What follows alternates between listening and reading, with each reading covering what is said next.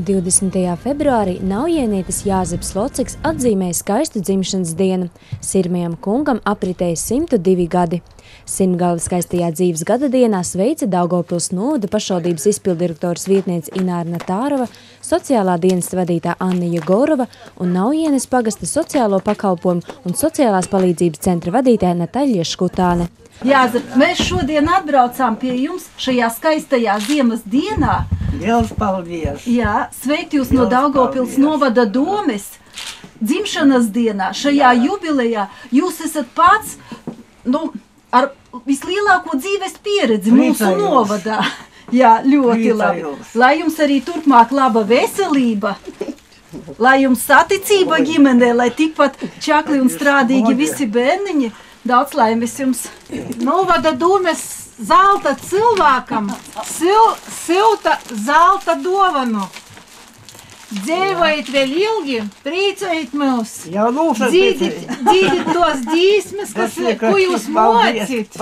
Malači, labi izaskotieties, veselību i turieties. Jubilāram tika uzdāvināta silta sega un 30 Latu svētku pabalsts. Jāzeps, neskatoties savu cienījamo gadu skaitu, joprojām ir žirgts. Gaviļnieks labprāt aicināja viesus pie galda un jau tradicionāli iepriecināja ar dziesmām skaļā un skanīgā balsī. Savā jubilejā neatteicās no stiprāka mēriņa tostam un netaupīja jokus. Pagastā ļaudis zina stāstīt, ka sirmais vīrs arī tagad laiku pa laikam svētdienā kājām dodas uz baznīcu. Jubilāra darba gaitas visu dzīvi pavadītas uz dzelzceļa.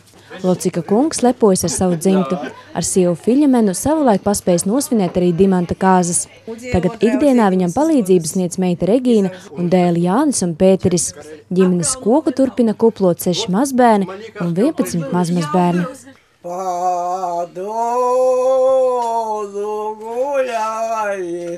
Kas молодой, девица плачет, девица плачет, девица плачет, слез горькие и льет. Девица плачет, слез горькие и льет. Хватит.